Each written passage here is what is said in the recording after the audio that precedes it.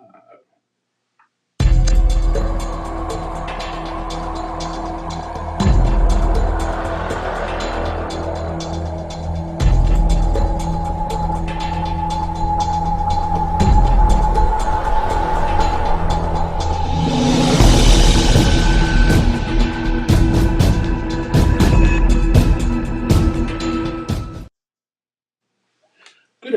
Good afternoon, and welcome to another episode of the all-new TTown 411 Report and our community conversations. We're broadcasting live from the McKinstry Studios here in Tuscaloosa, Alabama, and we're broadcasting live on Sound Booth Radio 106.1 and Sound Booth TV with my good friend Mike Wilson. Mike, tell them how can they sound in on Sound Booth Radio and Sound Booth TV. Sure thing, Daryl. Check us out on the radio side of Sound Move Radio. Just go to your iOS or your Google Play Store, download the Live 365 app. Once you download that app, type in the search bar Sound Booth Radio 106.1. That'll get you on with us on the radio side of Sound Booth Radio. Check us out on the video side. Just go to YouTube or your Facebook page. Type in Sound Booth Radio 106.1, and that'll get you on with us on Sound Booth TV and Sound Booth ENT. Well, each and every week, we also have our very own Miss Veronica Taylor on the program with us, who provide us with great information on the program. Veronica, how you doing today? I'm good there. How you doing? Good. Give us the COVID update and any other kind of medical updates you might have available for us, please. Okay, the COVID update is for today, March 16th, 2023. DCH has a new update that they updated starting on March 11th. Right now, we're not in the high risk anymore. We're in the substantial risk. Tuscaloosa County, there are 8 inpatients who are positive for COVID-19 in DCH right now.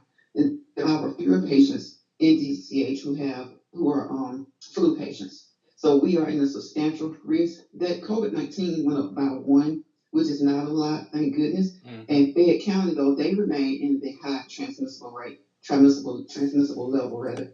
They're still high. And right now, DCH has updated their mask policy as of March 11th, and it is optional for visitors, staff, and patients unless you're in certain areas. Those areas are those with, an increased rate of COVID or other infections. So you may still have to wear masks in some departments, and they want you to, they want you to be okay with it. If you're in the department where the nurses or the staff is saying that you have to wear a mask or any other protective equipment, they want you to wear them. Don't argue and say, well, they don't wear it here and they don't wear it there in the hospital. Because overall, the masks are optional, but there are certain areas where people require certain treatments where masks are still required. So, that is a good thing. Hopefully those numbers continue to come down. 0 would be perfect, but they're coming down, so that's a blessing. Right. The monkeypox update, I see Alabama went up by 1. They report on Saturdays, and as of March 11th, it went up from 187 to 188. I hate to see that because it had been 187 for so long that I thought maybe it was just kind of holding steady, and they were just, keeping that number because those were the total number of infections that Alabama had seen. But I do see where there has gone up, and there's another infection that has been noted or documented in the state of Alabama. The influenza update, the flu continues to go down. It's under 2% now. The seasonal average is 3.23%. It's been 2.456 for a while, but as of March 11th, it's gone down to 1.88. So that is the monkeypox, COVID-19, and flu updates for this week. Okay. Well, thank you for your updates each and every week. We appreciate you being a part of the community conversations and 411 report each and every week here on Tuesdays and Thursdays, each and every week at 8 o'clock. Yeah, we came on a little late tonight. We had a few technical difficulties, but we're ready and up and running. I want to say hello to Anjanetta Harden. She said roll tide from Memphis, Mr. Kai Porter. I see he's chimed in. I see about 8 to 10 other people chimed in. Before we always start our conversation, we always start with a prayer. I guess I'll ask, is either one of you want to do a prayer? If not, I'll do it. I'll take on, Mike. No, I think it comes up from you, Daryl. Okay. Well, if y'all would, just join us right quick for a quick prayer. Heavenly Father, thank you for this day. Thank you for this opportunity to come on to the airways and share information and gain knowledge. Heavenly Father, we give you all the praise and all the glory. Heavenly Father, we want to thank you for your grace and your mercy for giving us opportunities to breathe today upon this land. Heavenly Father, we just want to say we thank you and we can't thank you enough. Heavenly Father, you've been better to us than we've been to ourselves, and we know we got to give you all the praise and all the glory. Right now, we're praying for all the sick people and shut in right now, sick and shut in right now in the hospitals, and we're asking for a healing hand from your Son, Jesus Christ. Heavenly Father, we're praying for all our essential workers. We're praying for our doctors, our nurses, all the housekeeping staff. We're praying for all the military and first responders, Heavenly Father.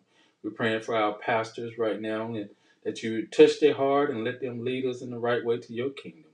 We're praying for all our government officials that you'll touch their hearts, Heavenly Father, and their minds to think of the people when they're doing their jobs, Heavenly Father.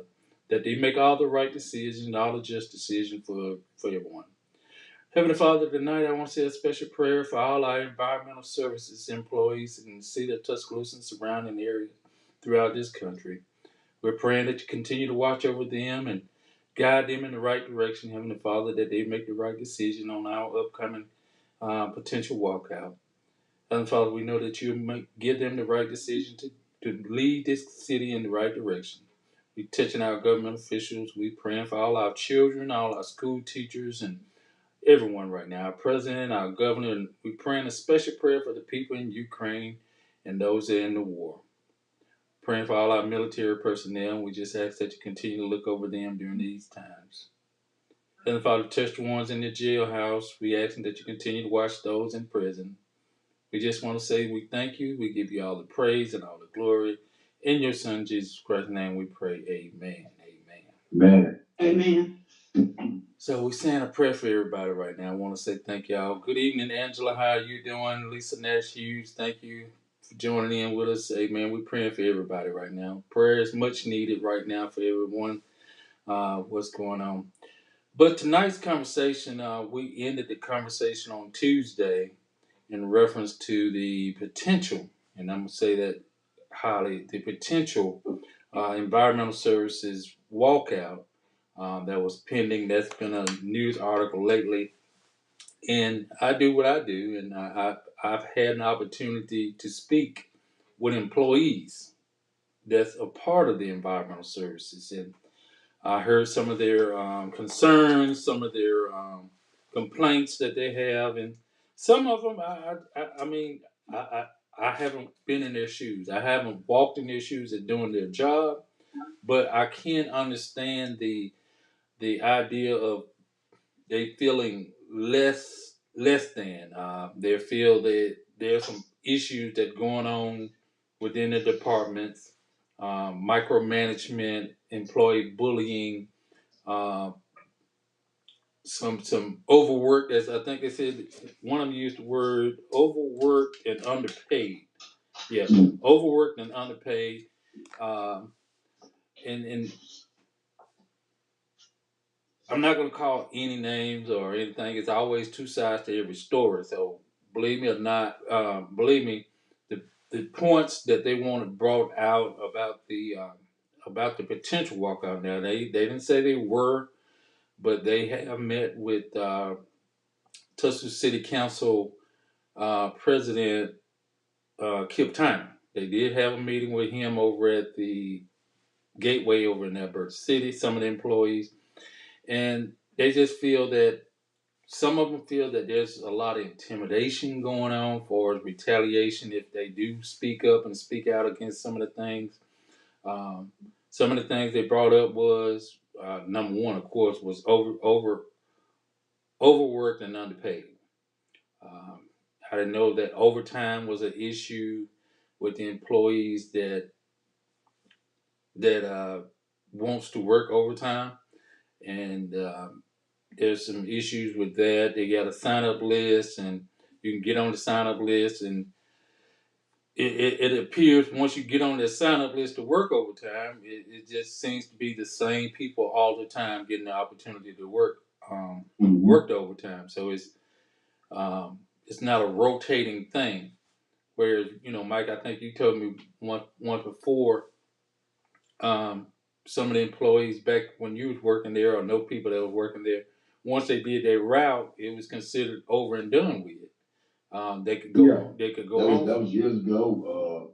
Daryl, of course, they used to work Monday, Tuesday, off Wednesday, Thursday, Friday, and you had 10 hours in each one of those 4 days, Mm-hmm. and if you got through in 4 hours, you get to go home and you still get paid for the whole season. That was an incentive that was given. Ms. Mm-hmm. Curry was big on saying, "Hey, if my trucks ain't on the road, that's less cause for accidents, less wear and tear on the trucks, and everything." So it was a win-win for everybody at the time, and it's nothing like that now. Well, what he did bring up, so they work 4 straight 10 hours now. It's instead of being off on Wednesday, they're off on Off on Fridays. Fridays. So they're off on Fridays, but they're still shorthanded. Mm-hmm. And this couple of guys I spoke to, one of them been there over 15, one of them been over 10, and they just making, from my understanding, one of them said he just getting $18 and some change, and he's been there over 10 years, and the other one is right at $16 some change. So the starting pay is not $18 an hour. The guy said he think the starting pay should be at $20. I mean, there's some hazards that they fear of being in. They said there's one guy said he can recall working on the garbage truck at one time. You know, these there be all kinds of feces and different stuff in these contaminating. So in these contaminants. Absolutely. So I Like just I said, I personally have witnessed everything from dead pets put in those trash cans. Um, I guess they had an old toilet, old house stuff that they put in the trash. And you're not supposed to put that stuff in the trash can. right. But I changed my toilet out, so I'm gonna throw that in the trash can. And it'll be full of stuff. Witnessed all of that. This is on top of also sometimes you pull that lid up and you got an animal up in a live animal, Right, a right. possum or something to that aspect. So all these things is some of the things that you get in some of these trash cans. It's just all the way around. I mean, when you look at it, it is garbage and trash pickup, Mm-hmm. and it's not a clean job, but at the exact same time, like you said, Darren, it's very, very hazardous. Well, Corrosive materials, all that kind of stuff. he brought out some interesting points that I was concerned. You said there was a change in the supervisory lineup or the chain of command has been changed, and I used I think Tuesday I used the Navy or the military as an example of when you get someone fresh out of college coming in trying to run a ship, but at the hands of the military, when you got a petty officer in the first class that been on this ship and been in the military for over 20 years could run the ship. But when the ensign come in with the college degree and got the ideas of how things should go, want to implement change, but don't really know how the ship need to be ran to keep the morale going, to keep everything maintenance going, because this is his first rodeo. But the paid off first class, he's been on there. He's been there and he's been on several cruises and across several seas and oceans. And he's trying to tell the ensign how to do the job and what it's take to do the job. But the ensign feel that he's the person that's in charge of this particular paid officer, and he don't know jack. And you run across that on job. You find people that power structured, I guess you could say, that has a lot of has the power and bring a disgruntlement problems in the job. They just have issue with what's going on. Lala say if they strike, we're all going to see how valuable their jobs are. She's absolutely right, because I saw how valuable it was when they went down to one a week. That's still been my biggest complaint. Hmm. And I think that if they went back to twice a week, some of the people who are complaining that only certain people get the overtime, the time will be distributed more equally.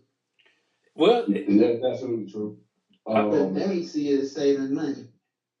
exactly, and this what you it's interesting that you brought that up. Now we talked about on Tuesday where a police sergeant made $161,000 and $78,000 of that was overtime. Yeah. He said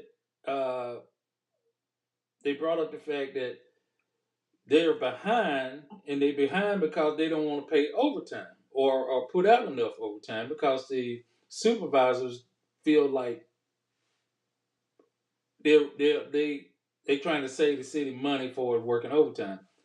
Well, you got other departments that ain't giving a jack on overtime, but you got to work these guys overly hard to go out and do the same job. And then they were saying when you do work overtime, you got more supervisors that's just there than the people that actually doing the work that can do the work. And it's costing them more money because the supervisors are the ones who are higher paid. Exactly.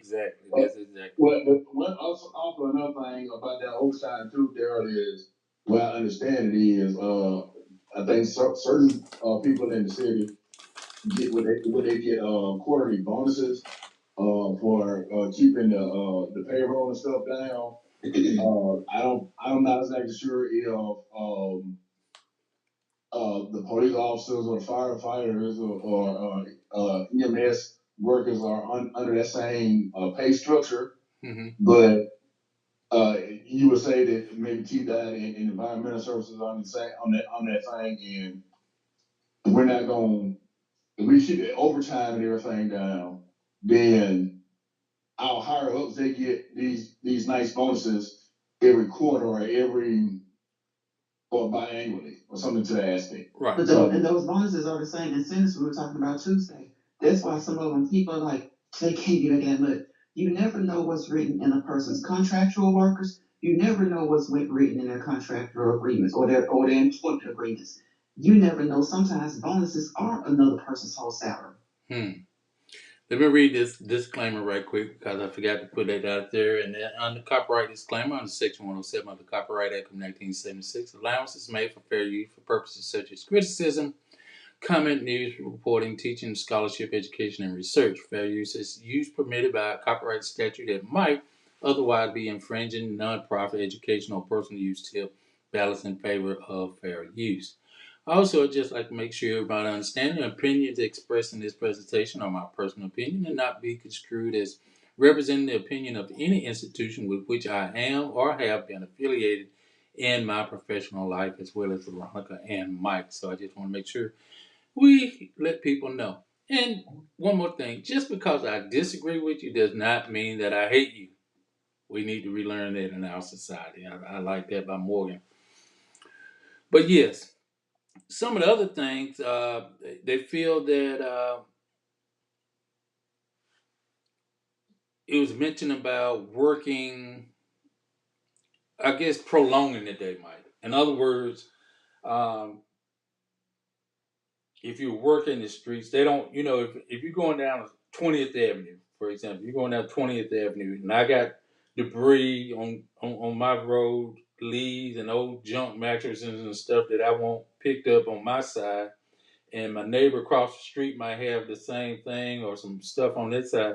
They want you to go straight down and pick up everything on the right side, go all the way down the road, come back, and then pick stuff back on the opposite side.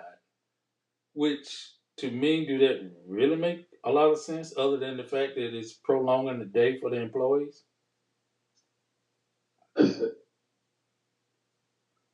Once again, it was some kind of study, I think, done. And if I'm not mistaken, the U.S. Postal Service do this also. They don't like to they don't like to make, I want to say left-hand turns, because left-hand turns supposedly cost more money. This is just something that I heard. I don't know how true it is. But I know, once again, going back, just drawing from my personal experiences, it was at one time when we were on the trash truck. Um, you would pick up something on one side of the road, and if something's on the opposite side of the road, that truck would usually get like almost in the middle Mm-hmm. or as close to that side of the road as they can get without blocking the whole entire road. And that knuckle boom can reach out there and grab most of that stuff and put it in the trailer of those trucks. Right. So it really truly makes zero sense to get through one side first and then come back down the same road. You can take a whole care of a whole road in half the time and move on to the next road or street. And So and they're saying that that's some of the time consumption. I mean, for as you know, you're already shorthanded, and you're trying to do a quality job in a most efficient amount of time, and they said that's not how they want it done. That's some of the things. Um, from my understanding, there's like 10 different routes that's ran per day. Um, he said there's like two operators on the trash truck and one crew worker. On the garbage trucks, there's one CL driver, and then you got two crew workers.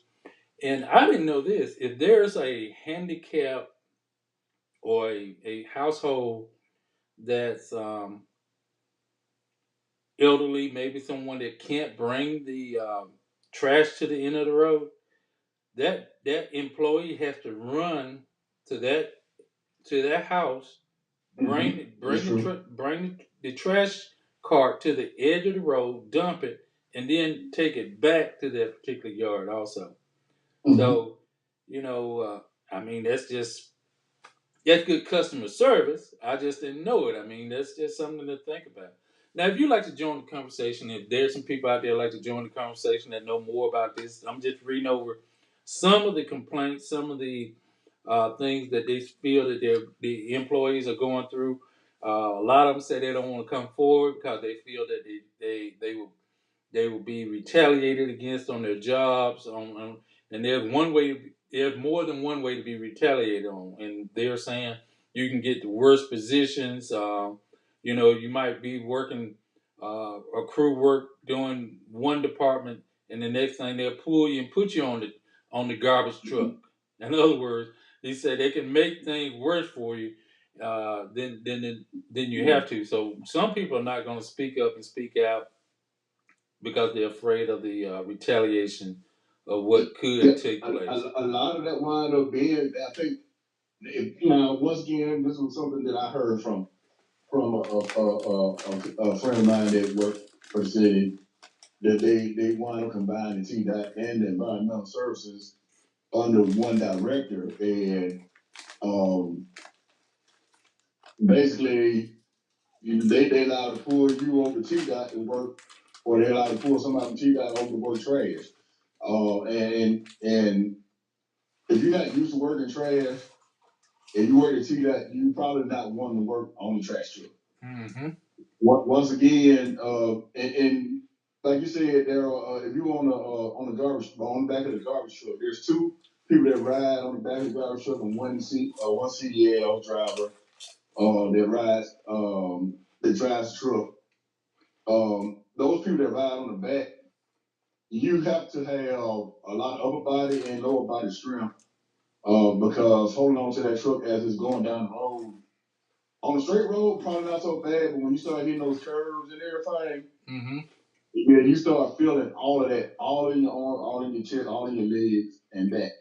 And then you jumping off of that truck most time while it's moving. And the reason why they have two people on the truck is one person supposed to get one side, the other person supposed to get the other side. Mm-hmm. So I don't know if they still doing it like that, but that's generally how it was going. Um, on the trash pickup, it was always, one person in another boom, two people that they were on rake, and one person driving. The way I understand it now is they don't necessarily have two people on the rake. They have the driver who has to get out of the truck and rake now. So that slows it up quite a bit too. He was explaining to me that they have a lot of temp workers, and when they Mm-hmm. have temp workers working, they're not familiar with the job. and they will pull the full time employees that's actual employees of the city and pull some of them and put them on the garbage truck rather than letting them work the position that they're titled to. In other words, Mm-hmm. and Well, that's one thing. The city has always used temporary workers. Um, and there was some people that was actually, if you didn't know any better, you think that they worked for the city. They worked strictly for the temp services. If you offered them a job for the city, they were like, nope, I just want to work temporarily. I knew several guys like that. And but when it was all said and done, it was not like it's rocket science to do the actual job in itself. It is a strenuous thing to do. You have to get used to some of these routes because once again, when you start talking about like those handicapped people that you were talking about, Daryl, you kind of got to know which house those is. When you pull up, a lot of those people they'll jump off the back of the truck and run ahead to that house so they can be up there and grab that trash. And hopefully it's only one or two bags. They might not even bring the whole time can down to the street. They'll just grab the two bags out of the can and walk them down to the street, throw them in there so they don't have to walk back. So you trying to get used to all that kind of stuff, and when you start putting people on there who are unfamiliar with a route, it takes that much longer because you don't know which houses that you're supposed to go to. Somebody got to tell you, um, just a lot of stuff like that. So it would, to me, it seems like it'd make more sense to go ahead on and give them a good pay structure, knowing what they're doing. Once again, during COVID, at the height of COVID, trash pickup never stopped. correct. And I'm glad you mentioned it. So I'm glad you mentioned it, Mike, because I got to bring up something about that was mentioned also. yeah, they never stopped. They were still out there working. They were still out there collecting trash, and you know what I'm saying they were exposed. Once again, you talking about picking up people's trash, and ain't no telling what's in the trash cans. Right. They mentioned So they mentioned back here during the pandemic that um, I think the employees were supposed to have been picking up a heroes bonus during the pandemic of about approximately $2,500 each, and from my understanding, that did not take. they didn't get passed. I think the three people on the city council voted against that. One of which being Councilman Wilson, and I don't remember the other two, but Well, I think it passed, but I think it's supposed to be a roughly amount of money of $2,500, and I think some of them said it ended up being less than right at $800 or right at $800 or something like that.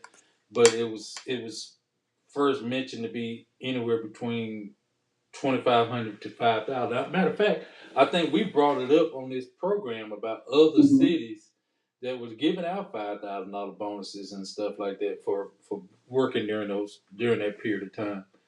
So I think we even compared the amount of money that it would take for the city to give their employees that amount. So they mentioned that, and I just asked the guys. I said, what would it really take to negotiate? I guess the word to come to a compromise about this walkout. And one of the things, or some of the things um, that stood out was supervisory changes, um, supervisors issues. Um, being afraid of. I think one guy said they don't have a employee handbook that tells them, is there a grace period for clocking in? Is there how many tardies can you have before you're written up? What's the procedure of writing a grievance? He was just saying there's a lot of things that they wasn't clear of they cans and cannot as employees. And I think that need to be rectified that can be easily corrected, by giving everybody a PGO or employee handbook to say if you commit this particular uh, violation that you can be verbally counseled, you can be written up, you can be terminated. What can terminate you? What cannot? So that was one thing that they was high on, but far as the supervisory position, they just feel that they're being mismanaged and micromanaged to the point of they just can't do the job the way they need to be done. I would agree with that. Like I said, you kind of spoke on situations where they felt the retaliation if they said anything, and just being just downright bullied. Uh, some of the people I talked to, this came from the director herself saying that y'all can play if y'all want to. I'll just get some one armed bandits, um, and we'll just get rid of everybody on the back of the trucks anyway. So that I really truly don't think that that's something that you should tell your employees. Personally, I wouldn't, threaten them like you say something or you keep on complaining, we'll just get rid of all of y'all and we'll go, computerized or mechanicalized. And if you don't know what a one armed bandit is, that's kind of like the little trucks that waste management use. That reach out there, grab the trash can and pull it up and pick it up. Right. The only person that'd be in the truck then would be the driver, and he'll handle everything from the inside of the truck. But that seems to be an issue too because that was mentioned about, yeah, there are one armed bandits out there, but they're not actually they're not as efficient as the crew truck, like the crew They're truck. not because you can only pick up one trash can at a time, So and it's you definitely gonna be going down one side of the street first, turn around and coming back up the other side. Like that's the only way you can do it with them because that one out armed bandit it only kicks out on one side of the truck, so it actually be kicking out on the right hand side on the passenger side. And the driver have to pull up, use mirrors, to grab the can, dump it, and then move to the next place. Um, I don't see how it would be feasible for him to be able to get out the truck, run all the way down to a handicapped person's house, grab a trash can, come back, dump it, turn around and take it all the way back, and then drive to the next. That would be a very lengthy um, day in itself. That person will be extremely tired when it's all said and done. one other thing they always saying. He said they always feel like they're getting threats saying City Hall said this and City Hall said that, but there's nothing in writing to justify some of the things that City Hall is saying. Um, it's they just feel a lot that they're being mistreated as employees. They don't feel that they are a part of the team. And everyone, when you're a part of a team, regardless um, what department you work in, you want to feel like you're a part of the team, that you got much respect. And Veronica mentioned this the other day. You cannot talk. Your supervisors cannot talk to employees in such manner that's belittling them, making them feel worthless. And young folks, you talk to them any kind of way, Hey, they'll give it right back to you and leave your job just the way it is. So Right. Either they parking the truck right where it is, or getting off the truck right where they at. right They where come they pick at. me up. Yes. So and I actually saw that happen before too. By the way, we got Lisa Young joining the conversation. hey, Lisa, how you Good doing? evening. Good evening. How you doing? Let me ask, y'all, have they presented a list of concerns and changes that they would like to see to the mayor? Just directly to the mayor. Well, If I can speak for anybody that I know, go ahead. I would say that no. There's a lot of those people that work up there for the environmental services that have a mindset of, man, they're gonna do what they want to do anyway. You say something, they're gonna make it worse on us anyway, so you might as well just be quiet. Like there's quite a few of those people up there right now. But here's the thing: they need to know that there's strength in numbers. One or two walking out, yeah, they got a problem. Everybody organize and walk out, they really, the city really has a problem.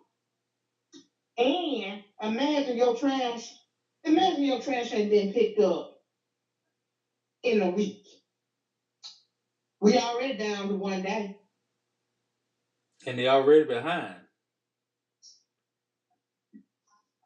I tell you what, really and truly, and I'm scared to say it because I don't want to get kicked off, but I'm saying it anyway.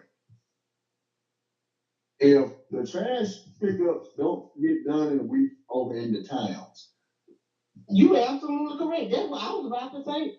You're absolutely correct. You'll probably get some movement done there.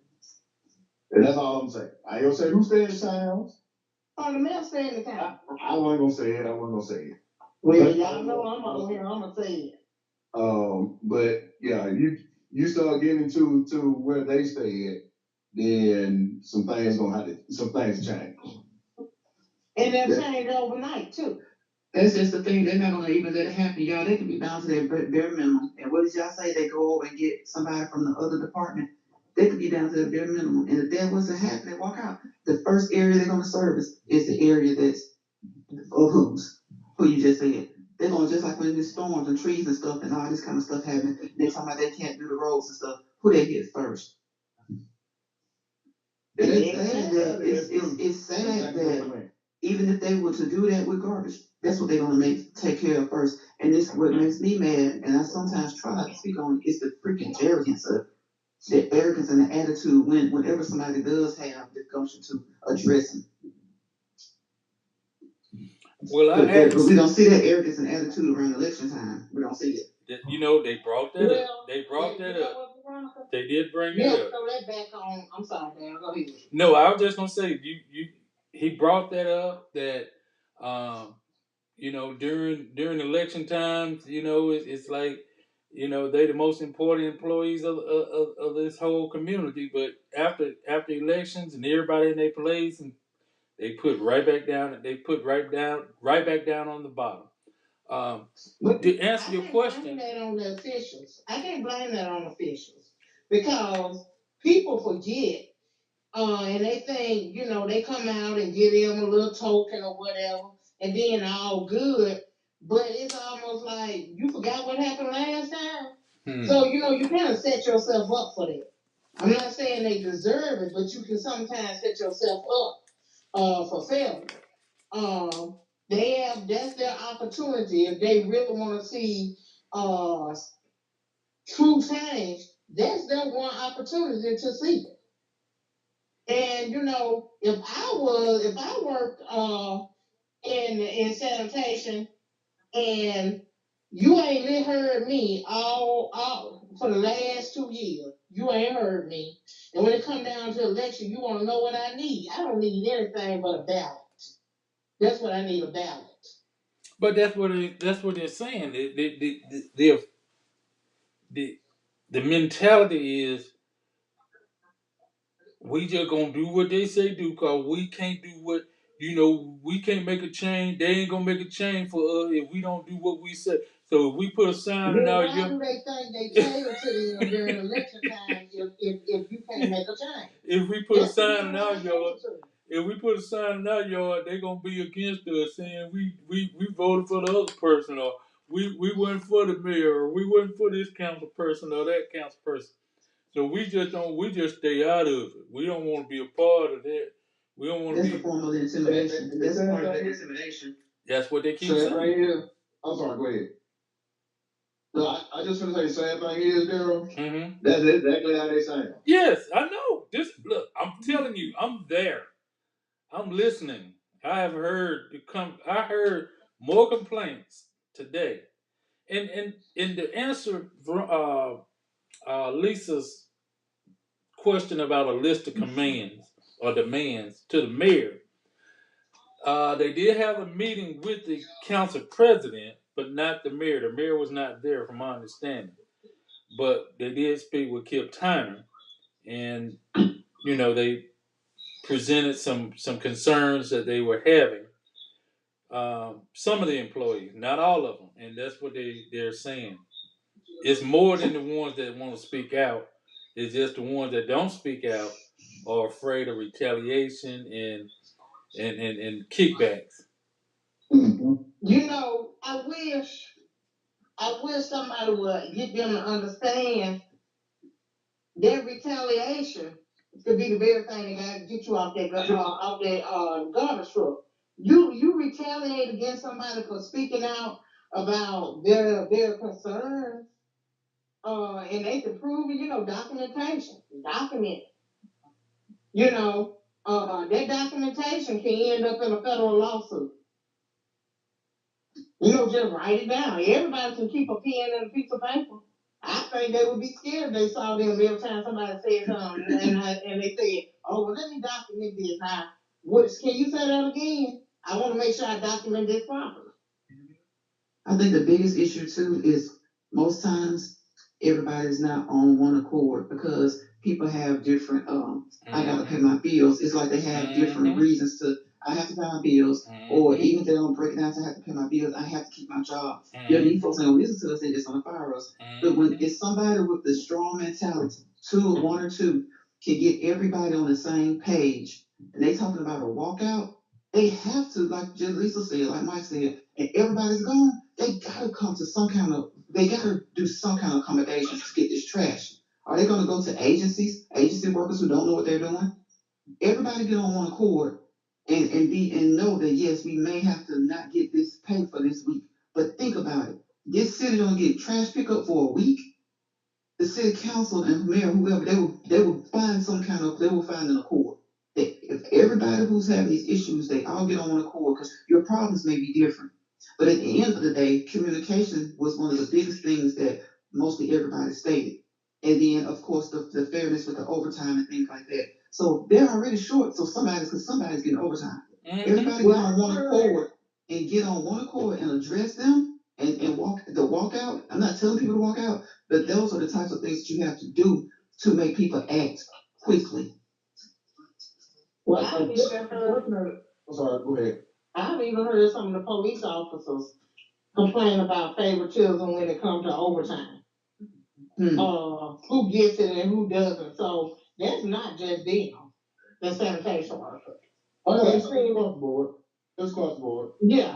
But I would say that truthfully, the major thing is everybody doing it. You have everybody in there will probably get together and complain together. But when it's time to take action, you'll have a whole bunch of people sitting on branches all by themselves. They'll be labeled as troublemakers, and they'll be the ones that get out of it. That's what I just said. Everybody has to get on one accord. Everybody has to get on one accord and be proactive with what they decide to do.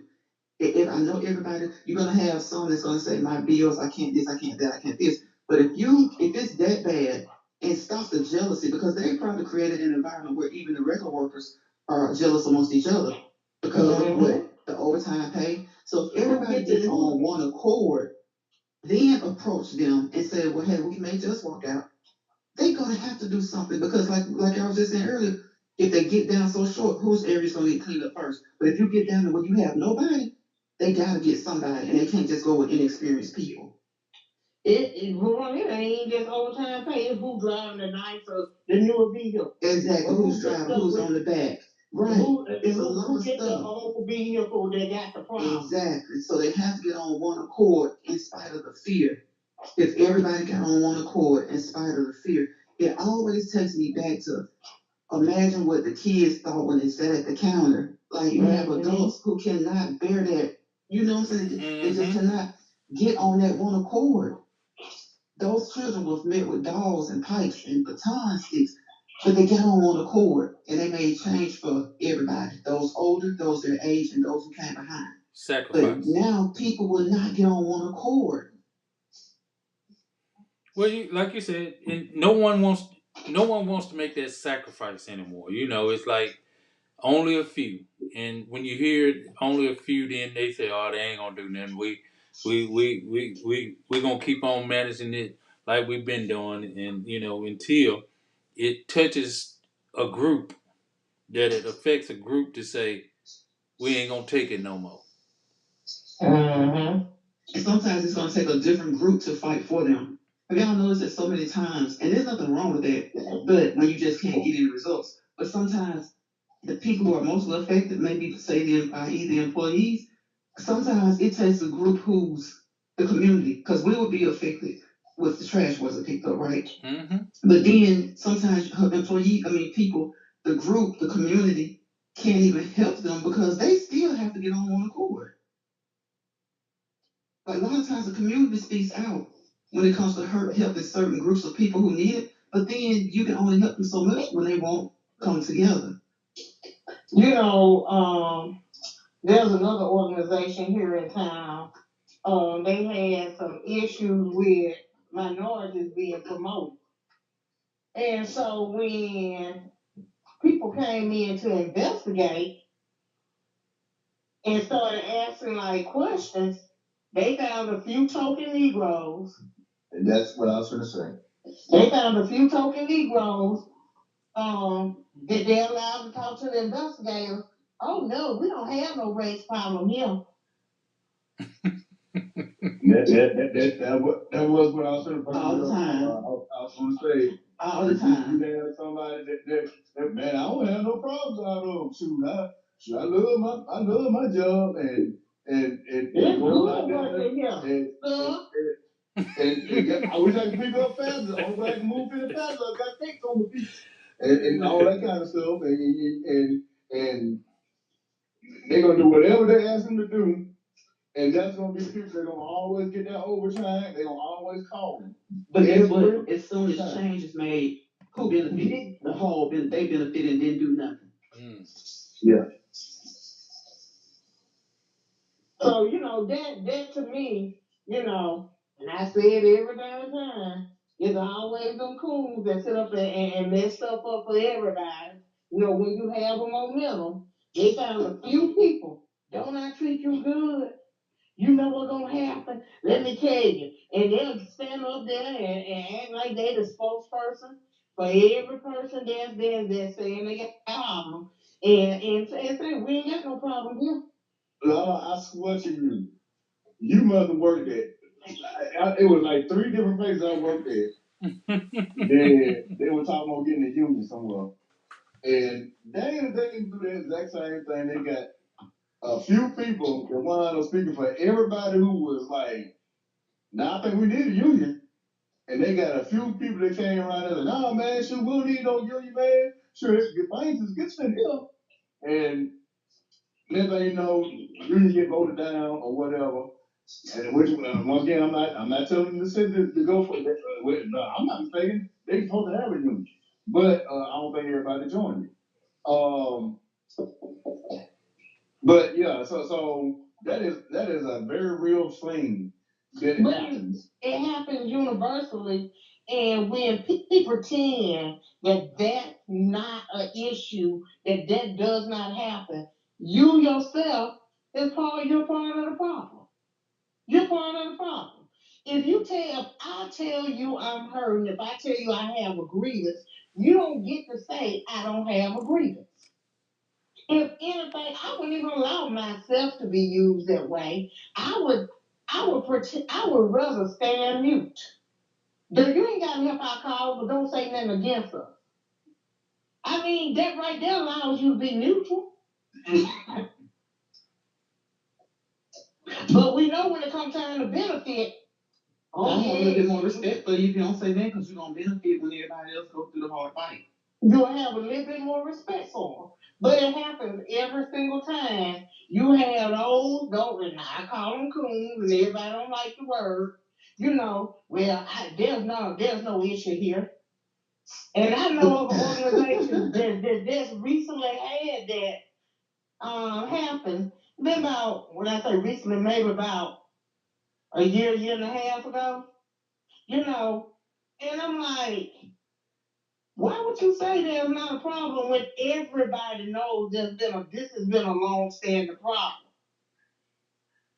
Why do you look at yourself at night when you go home, standing in the mirror, knowing you could have bettered your people? You could have put some people in position that could have possibly helped you along the way. Because you never know who you're going to need or when you're going to need help. And you messed it up for everybody.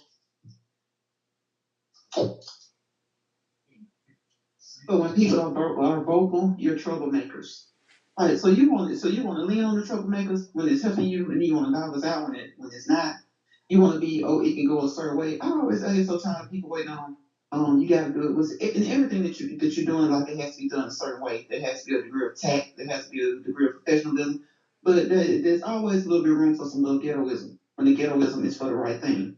So while you sit here trying to be quiet all the time, things will never happen. But like I said earlier, as soon as people who continue to be vocal finally get some type of action, then it's like everybody wants to benefit. And not only that, then they want to sit there and say what they did. But you know what? They start getting a little bit of action.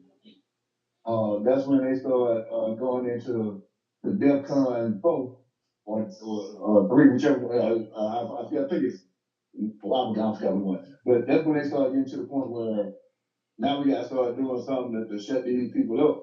And the most time what they'll do is they're going to go out and spend some money on a few plates.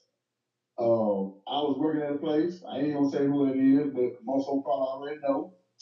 It was back in like 97, 98. They were talking about going to get trying to get a union now. And this place ain't ever spent money on the outside to bring food in. They always had the people that work there make the food. This time they catered out and they fed everybody a lunch and sat there and talked about all of the cons of having a union. And everybody wound up being quiet. Cause we gonna make sure we take care of y'all. We working to get y'all some raises, and they wound up giving everybody raises. And I remember I had a friend got a raise, and it was literally 1 cent. Mm-hmm. I mean, I've gotten a raise and actually brought home less money. Insurance. Insurance and sold you no tax bracket. Mm-hmm. So now you being taxed more and the insurance going up. I looked at my check and I just said, no, I give up. This is a no-win situation. So you know, and then the bring home pay is less. You get a raise and you bring home pay less, and even though it sounds crazy, I'm like, somebody sit there and calculate it exactly what I need to make, what kind of raise, how much raise I need to get to bring home less of my money. Mm-hmm. There's no way it just happened. I mean, that was my mindset. I'm sure I'm not even that important. But if we think about what they talk about doing, well, if the city environmental workers were to get a raise right now, it's almost a gimme.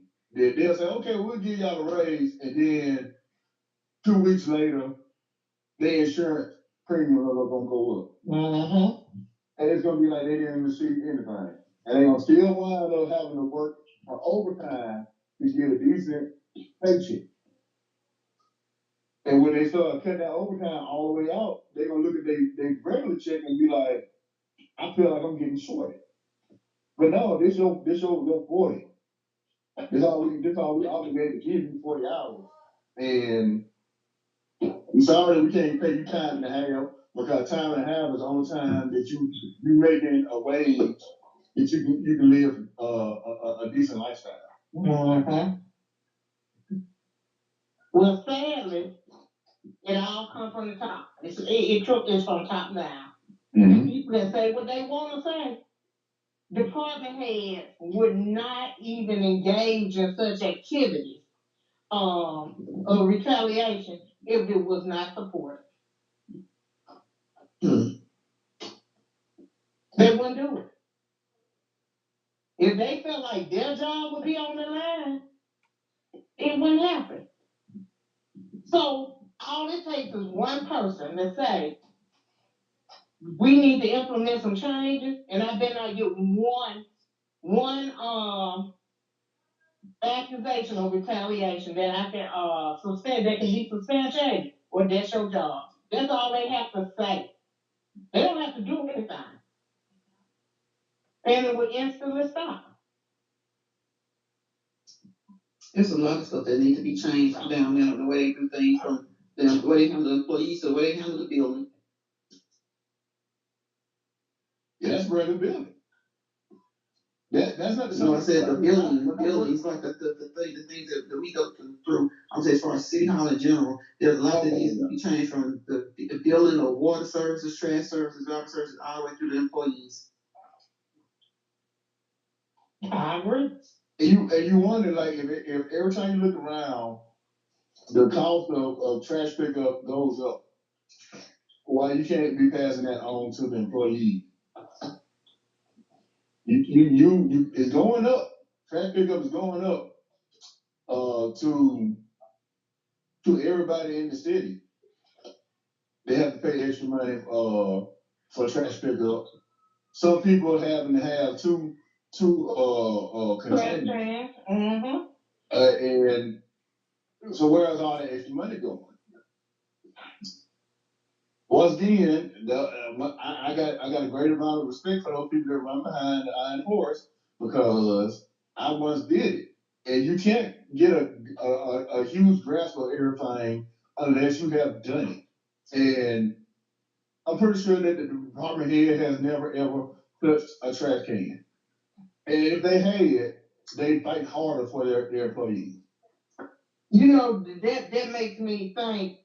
When I was a little girl, you used to have to go get your car tag in the bottom of the courthouse, on that bottom floor. Mm-hmm. Well, we were standing there with our mama getting a car tag, and a custodial worker came through. And just, we were all just standing there, because, you stand there for hours. My mama said, don't ever disrespect. She said, like, the menial worker, which at the time we didn't know what that was, but, like, your janitors, your secretary, whatnot. Yeah, like the people that you think are that are the least important are the most important. And that has just always stuck with me. Like, those people, without their services, can make your life real hard. That's absolutely true. Absolutely.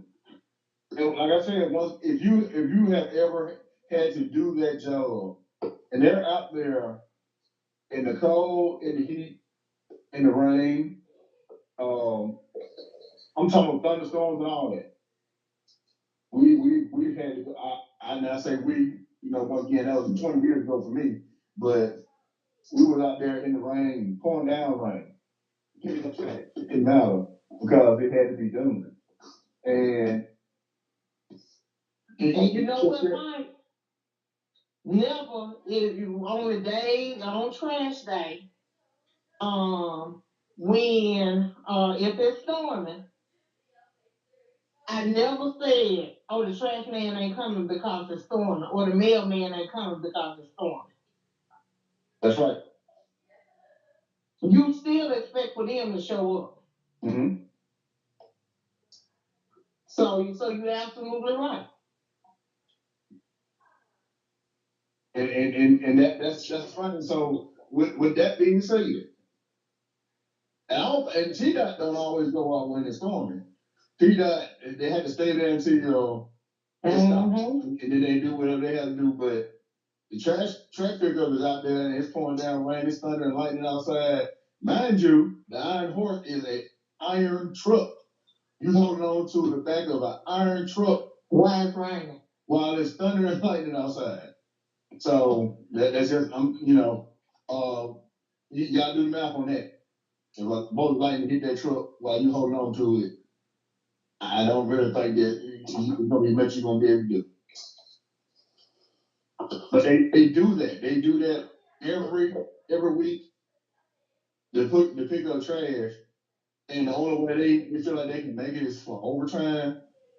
You should give them a wage that they can live off of that does not require them to have overtime. Might be nice to have it, but it doesn't be required. Well, I heard somebody say that someone said that they just started making $18 an hour. With the price of houses in Tuscaloosa right now, if you making let's say like you trying to support a family off of that, you can't even afford to buy a home. No, that person who make $18, Daryl, if I'm not mistaken, that person that make $18 an hour, you said they've been there over 10+ years, right? Over 10, yeah, over 10. Yeah, over 10 years. So that ain't him starting off. He started off at like $14. Yeah, $18. He probably driving the truck now. He probably not riding on the back of the and that used to be an incentive too. They used to give you the incentive to go get your CDL license, but now they made it where you can't really do that. And if you do get a CDL working for the city, they have put on there a seat instead of just giving you a commercial driver license. They made it where you can only use it for the city. You can't use it on the road or anything. No, that's just being low down. That's just being low down. Wow. Because I thought once you get a CDL, why is it that way? Because they pay for it? Because once you get a CDL, you get a CDL. What the heck? Mike, please tell me that ain't true. I don't even see how that's legal. Once you get it, just because they pay, either because they pay for it, doesn't mean that they can even do that. Because I mean, truthfully, they've gone through a certified program. Truthfully, I think that they can do it in the aspect of when I was doing electrical work. One of the contractors around here, they sent you to school. If they sent you to school, you pretty much had to work for them. For a designated amount of time. But just to put that's an indefinite on somebody's license. I don't see you being able to put an indefinite on someone's license. That would mean that they would have to go get a CDL again. And if you were to go to a place that does that, I don't think they would even do it because they would be like, you already have one. So that designation should be for a certain length of time. But that's just like when they send a nurse to school. If they send a nurse to school, after 1 year, you can apply to that program if they offer a program to send you to school. If they send you to school, some of them ask for you to give them a year, some 2 years, some 6 months. But it's usually not an extraordinary amount of time compared to the fact that you probably have been working there 3, 4, 5 years anyway. So if you've been at the city for a certain length of time, I can see them putting that designation that, okay, after 12 months, that has to come off because you just can't. That's almost like blackballing somebody. Almost. That's the worst thing to blackballing somebody. You get a CDL and you can only work for the city. That doesn't even sound legal. I don't even think that you can like put it on there. Let's say you would be obligated to reimburse them for the tuition. Exactly, because that's how it is in other fields. If you do go to school through them and you can't get your nursing degree, then you don't do the year that's in the contract, then you have to reimburse them. I'm trying to dig a little bit more into it, but the last I heard, that's how it was, and that was more after the second director. When I was there, we had Rich Curry that was there, and then there was another guy who took after him, and he retired, and the third person. and the third person was one who implemented those type of changes, from my understanding. So I'm gonna see if I can dig a little. There, have you heard anything about that? Because I'm gonna see if I can dig a little more into it. It might be true. I'm not saying that if it is, it's not taken. And there may be potential actions that can be taken. Because that's not, you can't tell somebody, okay, with your driver's license, yes, you have to put on there if they need glasses or other accommodations, but that's not an accommodation. Mm-hmm. That's a hold you down, tie you down kind of thing. Like, I don't even know what you call it. That's not even considered a restriction. It's a restriction. It's a restriction, but it's not. It doesn't sound like a legal restriction. That's something. There's another name for what that is. Basically, the only name I can see for it is illegal. Slavery. Because how can you say I was? That's just like bus drivers. So many people go to work for the schools, have work for the school system in order to just get their CDLs. Once they get their CDLs, they back there probably working at the UA or doing something else. Because you can do that for a certain length of time, and if the person doesn't do that amount of work for the amount of time, then you can say you owe me whatever so much money for your tuition that I paid. But anything more concrete than that, that's unless you got a contract, some type of employee-employer contract stating that fact, that means you could never even use your CDL. You would have to get a CDL again. That doesn't even make sense. If it's an indefinite thing, if it's something that's indefinite. Hey, we got a caller on the line. Go ahead, Cole. Yes, that is true about the CDLs. That's the only thing you can do with the city. That's the only thing you get to see. That's the only thing you want to do. But what? Okay. But what is it? What is it? Is it just a regular CDL? Is it like the average CDL? Like if you want to go and drop a bluebell ice cream, is it a regular CDL? So once you leave, if you leave, give 2 week notice. You work there, you give 2 weeks notice. Then that CDL becomes invalid. Is that what you're saying? Yes, ma'am. That's ridiculous. People been working under some crazy circumstances. If that's the case, I would have never worked under those circumstances anyway. People working under some crazy circumstances that are almost illegal. And so once you get there, that's it. That's once you leave there, is void. Now, and the only way I can see them doing that is if their CDL doesn't cover whatever the basic CDL covers if you can get a job somewhere else. Because if it does, then somebody needs to take some type of legal action, take that to a lawyer. I know, because I know when I worked there, I say once again, years ago, they had to do the same shit that you have to do to get a CDL. You had to walk that truck, you had to look at the side rail, the lug nuts, you had to look at the grease, way you, I can't remember all of it, but it I mean, they're still made for something else. It's just like a nurse. A nurse can't just automatically be a nurse practitioner. I'm saying if there is something, if they're doing every single thing that just a regular CDL requires, and they leave there, they can't carry the CDL with them. Something is not right with it. Something's not right with it. And Carly, y'all do have to do. Hold on, do me a favor. Turn your radio down. That TV is loud. Turn your radio down. Okay. If I'm not now you had to do everything that is required to get a CDL to get the city CDL, right? Right. So Right. There's no difference in what you have to do. They just have made it some way that they put a restriction on there, and once you leave, you just get a regular driver license back. And you're not gonna keep that means you have to get a CDL again. Yes, if you want to drive trucks. See, that's crazy. Now, I can see them maybe coming up with some type of issue, because I do know that a lot of people will go to the school systems and they'll get their CDLs, and by the next semester, they're out of there. Because it's an easy way, quick way to get your CDL. That's what I'm saying. If it's just a regular CDL, I mean, I know that there has to be some things, because, different sizes don't do wrong things, but that's just crazy. That is the only thing that should be saying is that you have to pay them back.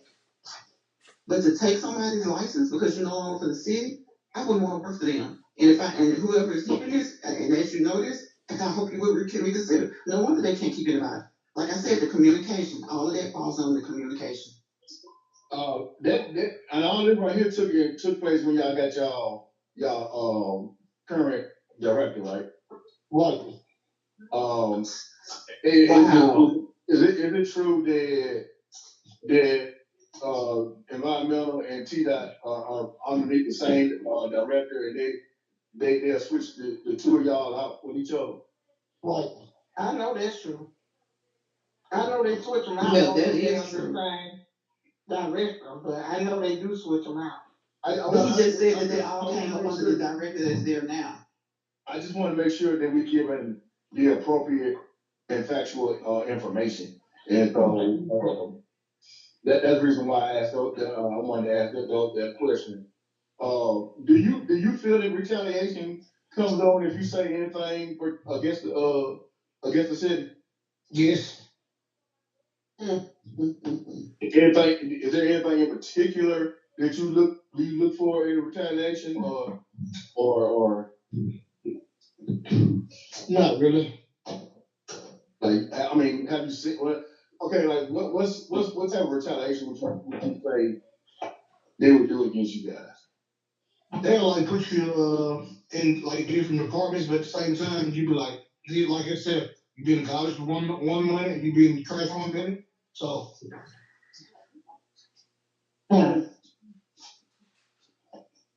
Have Lala asked earlier, had y'all gave a list of demands to the mayor? Had the mayor seen a list of y'all demands or I don't know if they did it or not.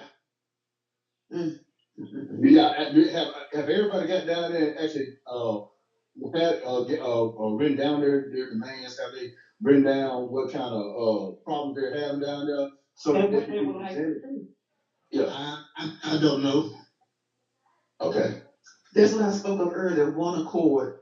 There needs to be amongst them a coming of one accord so that they can do all these things and put all these things together. You know, because it's really sad. And he said that it's under this new leader, like the new person now, that they can't even take their CDL somewhere. So I guess when somebody comes in, like Darren was saying earlier, if you come here from here, you're educated, you probably never did it before, then you put all these types of stipulations and rules in place, and you really don't know what it's like. Well, if he made that an official policy, right? If I'm not mistaken, it's a sheep. Female. Yeah.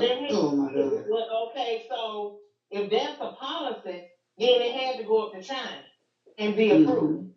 Mm-hmm. It had to be approved. I would hope that it was approved. I was gonna say unless they've given that person all control of it. Are they still mandatory y'all to work on y'all day off on Fridays? Yes.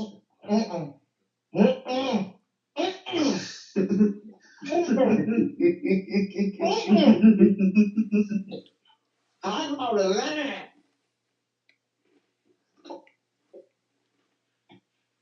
So basically, everybody get overtime for 5 days out the week, and then some people will get that Saturday too.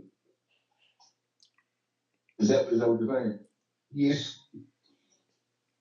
As far as that list goes, is it a pretty lengthy list? Are a lot of people trying to get overtime there, or Yes. Yes. So the list is lengthy, but is it fairly distributed? Is the overtime fairly distributed? So it's like the big man and supervisor do it with one person. Yeah, see, okay, that's what I mean. Is it equal? Is there a possibility that it's not equally distributed then?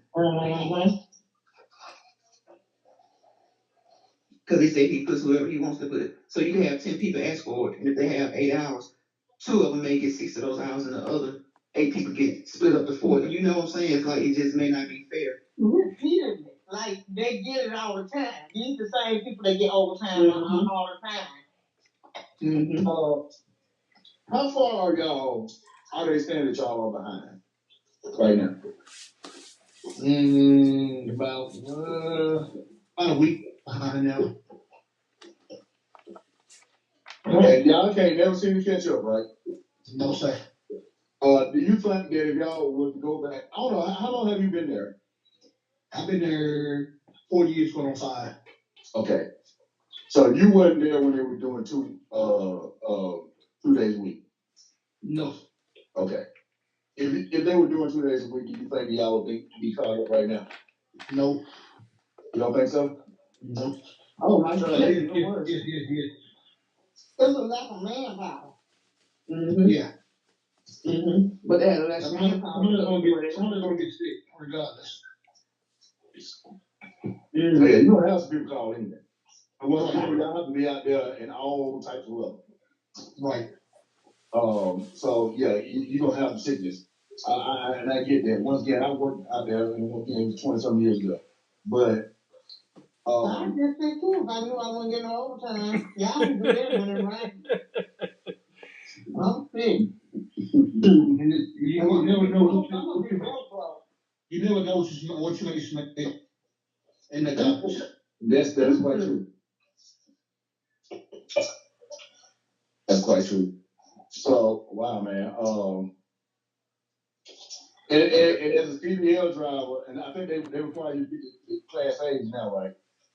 Because one time they were letting some people get away with Class D's, but you had to have a Class A. And that means that I know they don't have 6 hours somewhere with a Class A, and they tell me I can only use it for them. No wonder they ain't got nobody. They got too many crazy rules. And you can only, I mean, and at any given time, they can put you behind that number boom, a trash truck, a shuttle truck, or a garbage truck. Right. And Mike, it was, so you don't never know what you're gonna do from day to day. Right. and Mike, the people I talked to, they were saying about, let's take for example, if you're working north of the river and you're on the trash truck. And now, when I say trash, let's make sure we understand there's a difference between the garbage and the trash truck. Trash truck is the one to pick up the leaves and stuff like that. Right. So the trash truck, and you north of the river. So now they don't utilize the landfill in Hope any longer. They have to drive. Oh, no, they go all the way to the Northport, on the other side of Northport. No, this side of town now. It's the one over here by the Coca-Cola plant. Mm-hmm. So they they stopped using that one. No, I'm telling you what I heard today for sure. Mm-hmm. Y'all just start using that one again? The one over by the Okay. Coca-Cola plant. I know they had stopped at one time. So that's so they don't have any driver to bring this shuttle truck because now they have to stop doing what they're doing on north of the river to go from north of the river all the way over to Skyland and back from Skyland back to the north of the river. That's an hour right there of hour and 15 to hour and 30 minutes right there of work because they don't have anybody to deliver and pick up for the shuttle truck going. Now, they were saying some supervisors used to do it or would do it or capable of doing it, but don't do it, because for various reasons. Right. Yeah, most of those supervisors, if I know one of them is still up, they worked on the back of the truck at one time. Right. And so they know every aspect of it, which is why it's astonishing to me them knowing how it is on the back of them trucks that they treat folks the way they treat them. Well, caller on the phone, are you guys on one accord as to what, like, your grievances? Are you guys all on the same page? Like, or do you have stragglers, kind of not willing to speak up, not willing to, Well, stragglers that will have stragglers that will not speak up. Yeah. That's something that ain't never gonna change. They're complaining all day in the break room or wherever. They're going to get the benefit of change when change happens, though. They'll experience the change too. Right. If things work out for the better, they won't say anything, but then they'll accept the benefits of the change whenever change occurs. Exactly. You have a whole lot of them that's scared of the officials that's up there. They can't get on, y'all. You got a whole lot of them that's scared of the officials up there. Mm. Well, that's what Dr. Martin Luther King took stride at in Memphis, didn't it? During the garbage strike. So I'm not condoning or encouraging any kind of walkout or anything. But I am curious if there's a solution of of making this job more comfortable or more feasible for the employees that are there now. And there's a supervision breakdown right there. There's a leadership problem that's number one. I keep getting texts about. There's a leadership problem. Um, I definitely agree with you. Caller, in your opinion, do you think the department head and the supervisor kind of look down upon y'all? Yeah. Are these the same department head that used to work on the back of the truck? Yes, No, ma'am. the department head ain't never worked on the back of the truck. The supervisor, one of the supervisors have. This one did. Yeah. The department head, the department. He worked on the truck once before. I'm thinking about the director, the director. Okay. Yeah. He worked on the truck before. The department head person.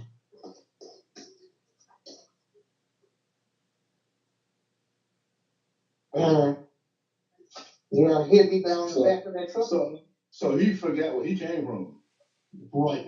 That's one thing you don't do is like if you've been in the trenches with somebody, you should never ever forget where you came from. One of the texts I received said majority of the supervisors that they're having a problem with are African American supervisors. Yeah, the one And I'm thinking about is Not African surprising. American.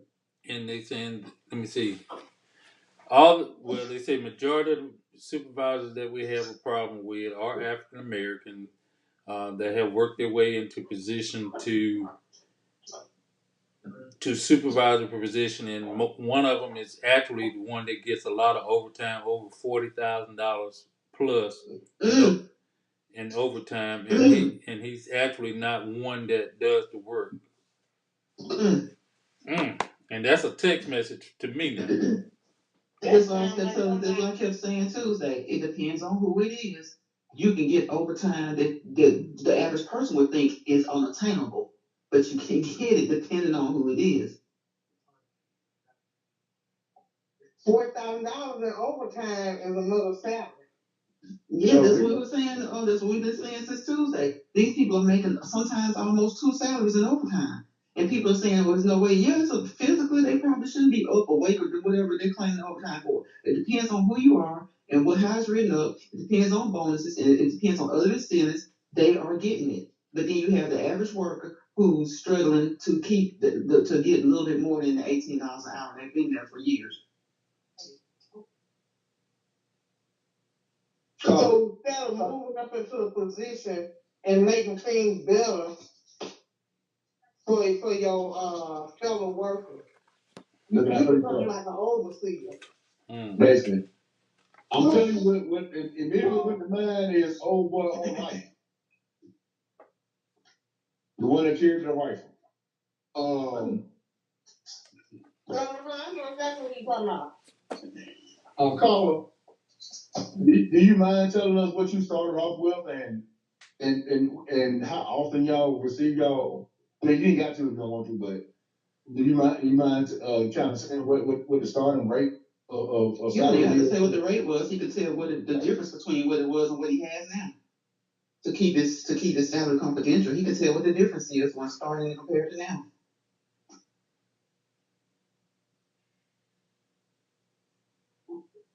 He ain't gonna tell. Yeah, I wouldn't tell him my rate either. I would just tell what the difference is. I'm saying, actually, I want to know what they start off with over there. That's what I want to know. I thought we said it was $18 an hour. No, it's not. No, it ain't 18. That's that not person that made 18 been there. Yeah, been there some years. Starting pay is in between $13 and $15 an hour, if I calculate it correct. I'm finna go on the website again. Sir, do you think that's about right? He might be gone. Yeah, he might. Yeah, it might have got off.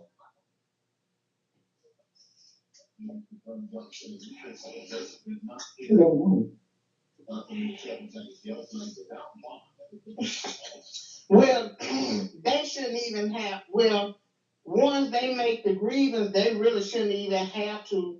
Everybody should be concerned that you have people in our city. Um, should nobody be fearful on their job?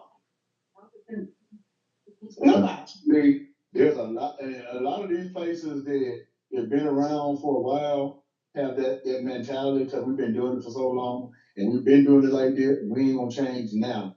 That's the kind of mentality that they have, and it's a sad mentality, but that's exactly how it's going. Um, I can think of several different institutions around town that's just like that. And the fact that you have somebody who start off making $13 an hour doing such a strenuous job when you can go to, like Daryl said on Tuesday, Waffle House and make $18 an hour starting off. Um, it's the reason why you're short. You're short-handed. Would I rather smell like, hash brown, smothered color, dipped in chunk? Probably so. As compared to somebody rubbish. So, and I'm making $5 more an hour starting off.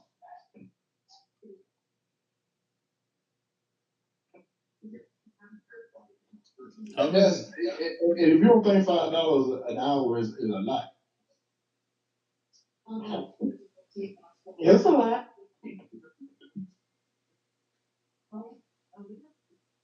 It's just so many people that are not concerned because they don't think that it impacts them, which is like, I know I came across like I was saying, but when Dad said I'm not advocating for you there to be a walkout, yeah, people need to see these are what, essential That's what workers. works or can work. Mm-hmm. These are essential workers. but that's kind of what I was getting at, Lala, when I said that they are out there, rain, thunderstorm, cold weather, hot weather. You see them out there rolling all the time. In 2011, after the storm, them trucks, every truck that they had still they was running. They sure were. They sure were. So they had to do the cleanups. They had to do all the cleanup and trash pickup and work. They was doing all of that stuff, and that lets you know how essential they are. Trash pickup is extremely essential to the health of this city. And you don't want nobody to come to this city and see trash piled up on the side of the roads. I want to know why they didn't get their pay during COVID. They didn't get all of it. Why they didn't get their full amount? I can't answer it. I can't answer it. Because that wasn't even money. That was money. Wow. Yeah, that's part of that COVID money that they had.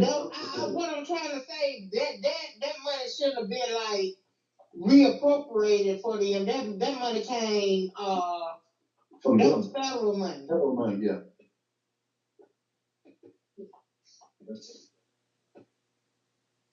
But troublemakers ask those questions. Well, I'm a troublemaker. Mm-hmm. And then the ones who don't want to answer those questions let be troublemakers. And you have average people around here amen them when they know it's wrong. Well, here's the thing: the troublemaker sit up there and ask the question that everybody else want to ask and too afraid to ask. Mm-hmm. Mm-hmm. Like you would have to explain to me why on what rule somebody gonna go get the rest of my money.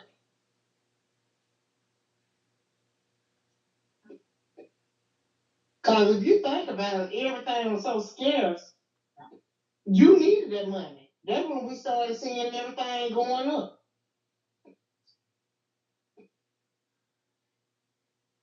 And if they don't have it, they definitely still need it now because things are still going up. It's like all those raises and all those increases in pay that they gave, they got right back. They're getting right back. They've been getting it back for a while now. I think it's sad that some of the people that are part of the problem look like us. That's what. But can I say I'm surprised? No. You know, I don't understand where we get that from. Well, yes, I do. I know why is that way, but at some point, a person should mature to the level when they say, you know what, I no longer want to do that. I no longer want to be that person. It's like, what is when you were a child, you thought as a child. So, all that immature, I'm the boss, that's crazy. Mm-hmm.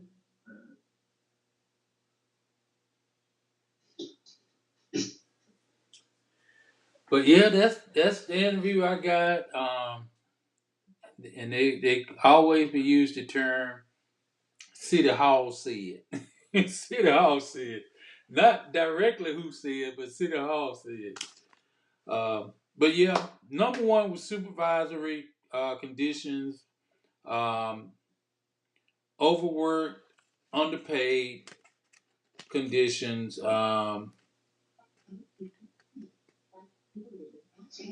not enough employees. What else they got on here?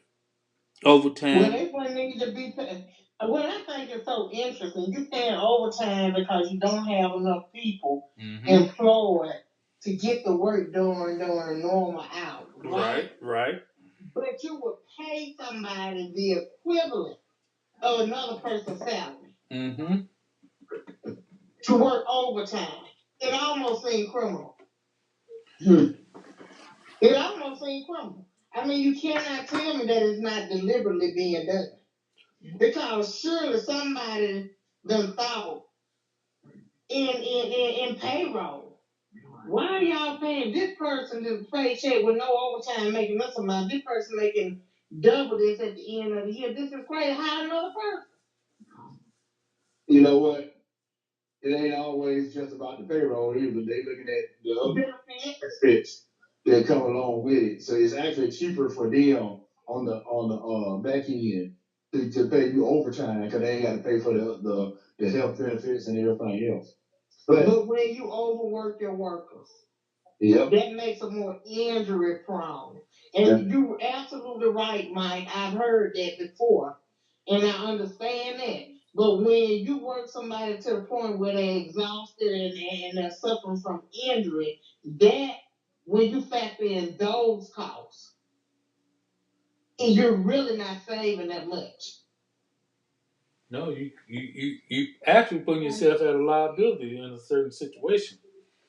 Because what happened when you lose that person to illness or whatever? Then you need more people to work overtime.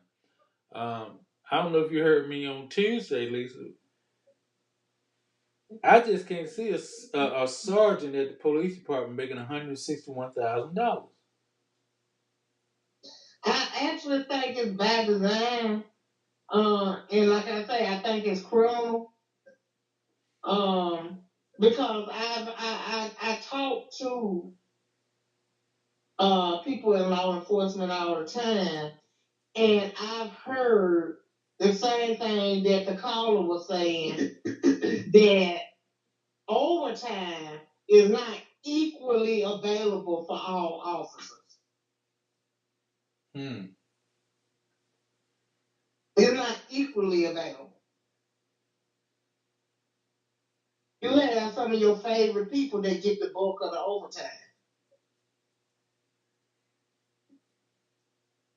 But then again, another thing to look at, why is it that you lose so many workers? That should be something that administration looks at. Why we keep losing these with these workers?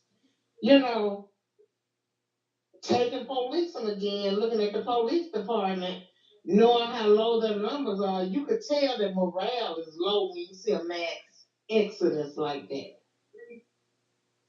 Morale is low. And when you got low morale like that means there's a breeding ground for corruption. For people to be mistreated. What Jessica kept saying. Jessica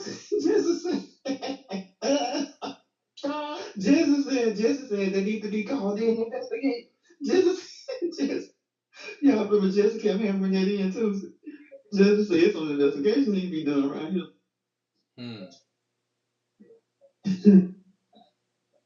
Well, you know, investigation. Think about it, but then who? We gonna investigate ourselves? I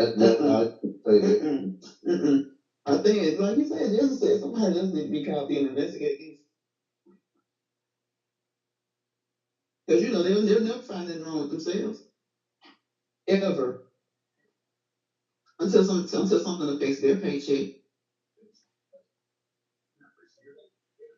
Like I said, when they start talking about overtime, they gonna find them officers or them people that don't want the overtime.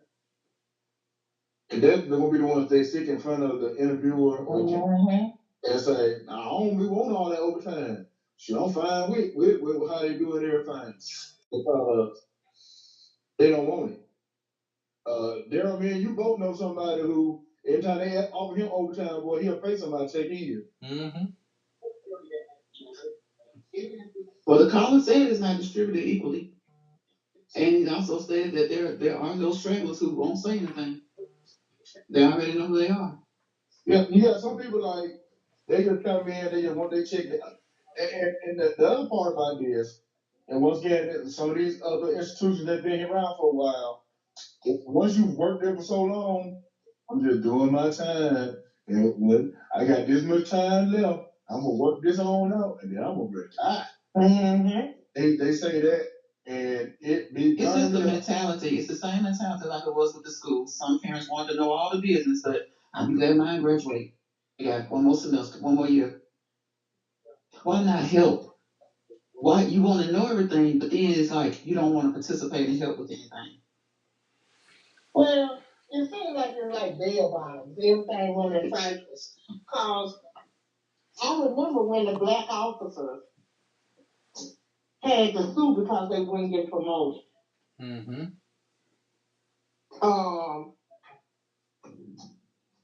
And now you seem to have pretty much the same situation that they sued about. Somehow it managed to get back in that same situation. And that's due to administration.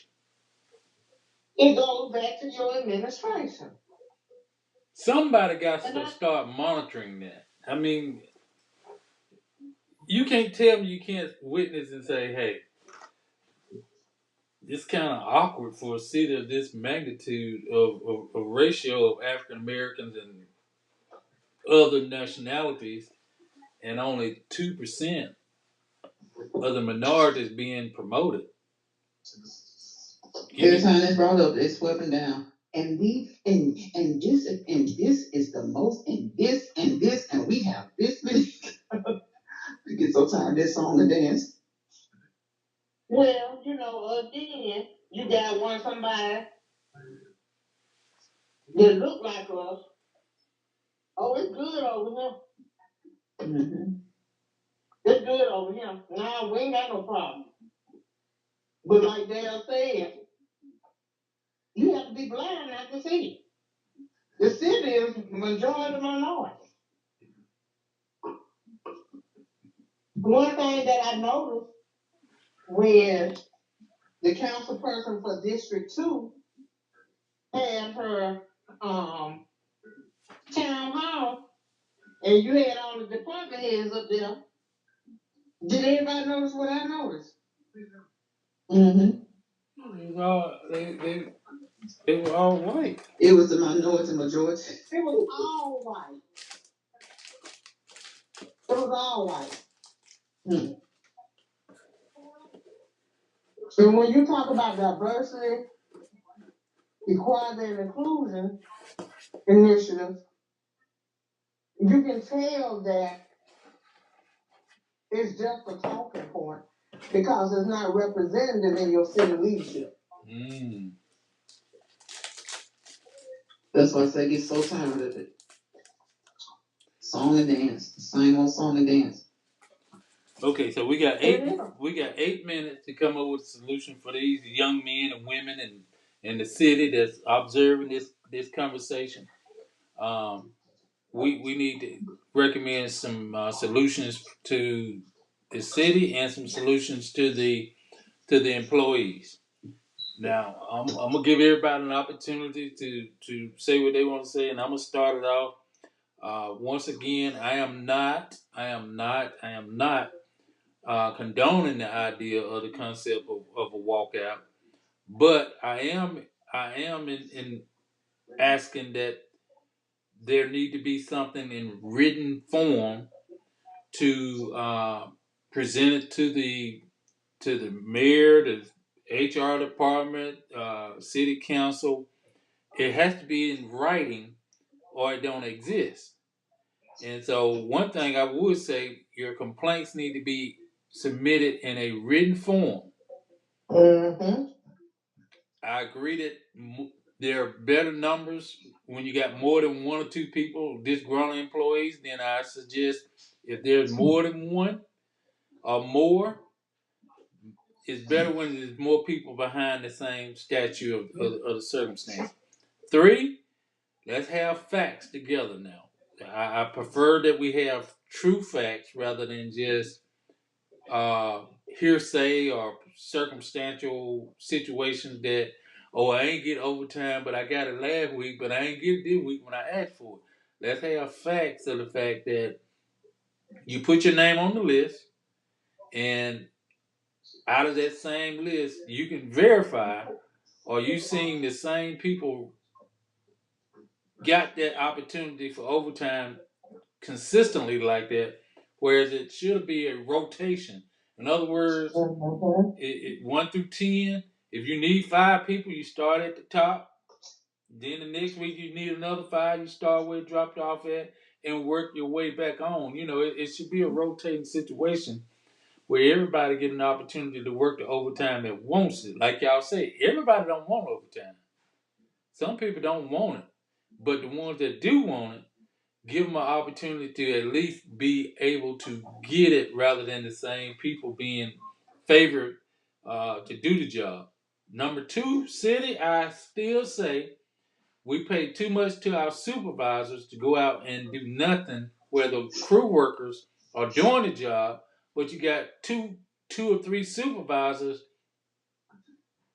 that's supervising the position. I can see if the supervisor was the operator or the CDL driver, and you had the crew worker doing it. But when you got someone just being there to make sure the job is being done, or 2 people to make sure, yeah, like an overseer, you're not really benefiting you're not maximizing the dollars and cents of the citizens. That's how I'm looking at it. Um,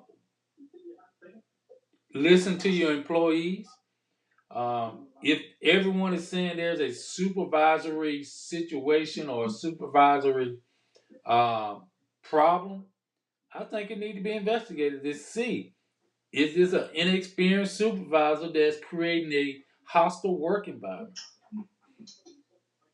Is this supervisor really supervisor material? Is this supervisor just in a position to get out of another position to clear? I seen on the city website that they're hiring a environmental services director. So maybe that would be the answer to solving some of the problems that are going on within that division, within that department. Sooner the better that you can hire a supervisor director, environmental service director, then maybe things can change for the better, and then it could change for the worse. I think all the employees need a employee handbook or some kind of form or fashion of knowing the do's and don'ts of the job. I'm not sure they, hand them out by the division that they work in or TDOT or environmental services. I know everybody had to have some kind of policy and procedure to go by, but to hear employees say they don't know if they have a grace period for clocking in or not, if they do have a grace period, how much do it take from them, reason for being written up, if it's a legitimate complaint, where if it's a violation, show it to them that it's a violation of your code. And I know the city got a code book. I mean, I've seen it, but everybody might not be, that department might be neglected. You know what I'm saying? Like, oh, everybody gonna be trained on sexual harassment because that comes back to the whole city. But nobody trains you on the fact of how much comp time you can use, how much comp time you can carry over, holiday pay, things that are beneficial to the employee. No one wants to go into the benefits of that. And can you be mandated for overtime? Can you refuse overtime? Can you not refuse? All those type things that need to be in the handbook. That's something that probably need to be re re-instructed through a training class to all the environmental services employees that they can know the do's and don'ts of their job. If you're overworking them, give them more incentive. Go back to the old ways. You do your route, you get to leave, and you still get to pay. Is that correct? It's an incentive. Maybe more people want to be a part of that job. When you hire, when you deal with the temporary employees over the regular employees, I think a regular employee that has a position should get seniority or get priority over their work position. That temp position need to be put in a position that you're shorting them, and you have to just train them. That temporary employee could be that full time employee if you train them just like you would any other employee. That's just my take on it. Mike, what you say? Well, I second everything you say there. I think it need to be in detail. Actually, I think that we need to get some employees and human resources get together and go over, and the director, to go over a new handbook for environmental services. Make sure everything is written down, every possible scenario is written down, and everybody must learn it. Uh, through human resources. Human resources need to occasionally come over there and check what's going on in environmental services. So we just talking about environmental services, but across the board, really, they don't need to just sit in their offices. They need to be out and about, making sure that their workforce is content and happy working for the city of Tuscaloosa. Um, and if they're having a problem, they need to be able to know that, hey, we can go to our human resources. It's going to be anonymous, so they don't have to worry about retaliation of any sort. And once again, it comes down to having the facts. When you go in there with facts and you got your proof, they do their investigation, and they can handle it that way. So it should be in the departmental thing. It should be a city of Tuscaloosa thing, and the city of Tuscaloosa have a human resources department. So if the thing of all that right there was to happen, as well as them getting the adequate pay, I think that those employees would be a lot more happy. Lisa. Well, I'm a big fan of documentation. Keeping documented occurrences so that you can present facts with dates and times of the occurrence.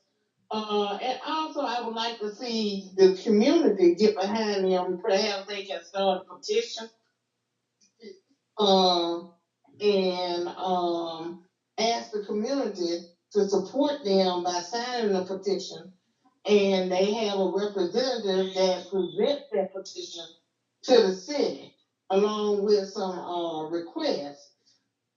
I think that there should they do. I know everybody wants to be anonymous. Everybody can't be anonymous. Somebody's gonna have to have the courage to step forward. But when that person do, they're gonna have to be supported. Um, so that I think keeping those accurate records of occurrences and making sure that um, they rally the city behind them. I think that would help with making sure that their grievances are addressed. Okay. Veronica? Well, I think everything that you guys said, but I also think that they need to get in touch with the EEOC to figure out exactly what their rights are, to figure out exactly what their rights are as employees in general, as far as what their state rights are, what their federal rights are.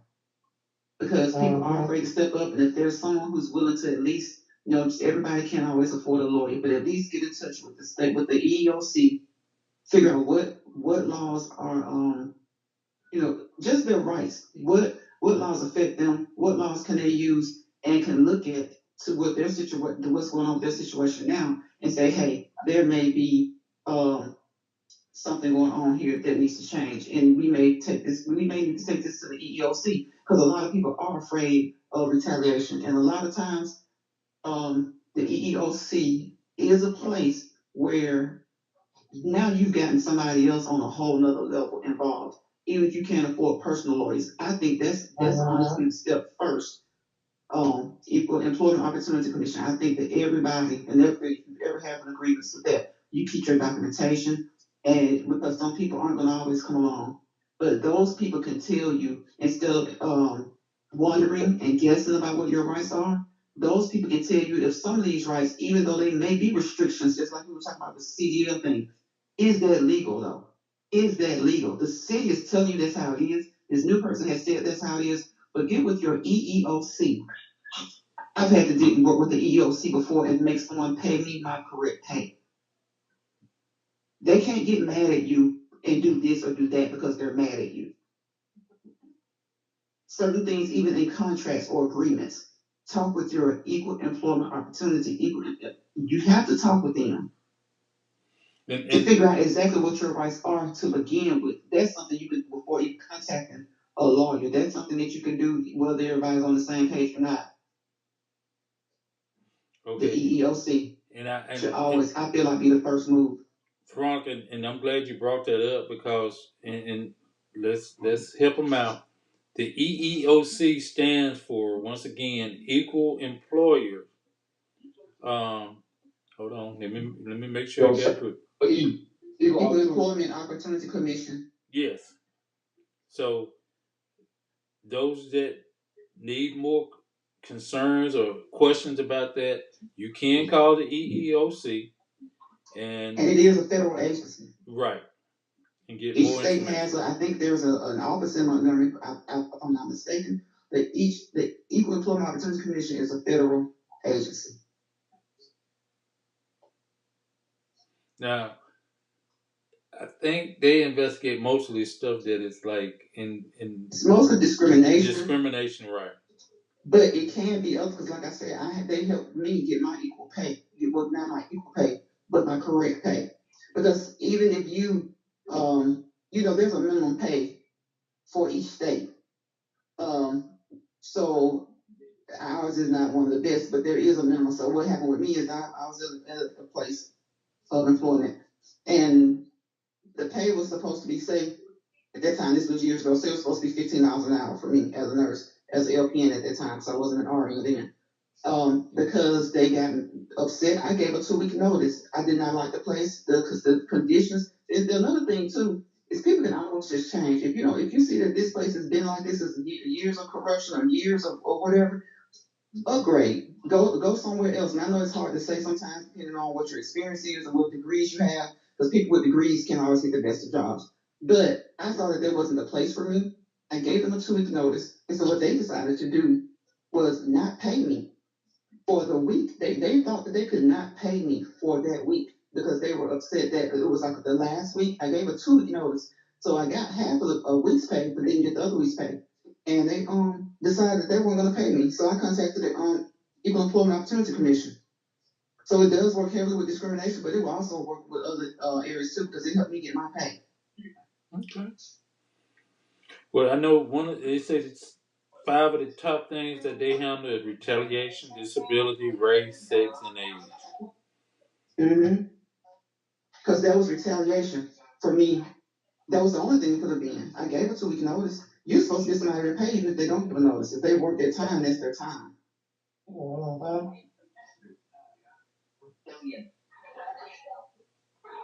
So depending on what grievance the particular workers have, you can always contact the EEOC to figure out if it's something. And then guess what? If it's something that they don't or can't help you with, they can definitely most likely point you in the right direction. Because people don't have money for lawyers when it comes to stuff like on the job stuff. And if you feel like you've been retaliated against, of course, in the meantime, you need to look for another job. But you can always get the attention of somebody else. Because some of these things that's been going on it seems like it needs the attention of someone higher. Yeah. Well, let me break the news on this right quick, and we're gonna get ready to get off here. The Alabama Department of Correction announces pay raises for correction officers.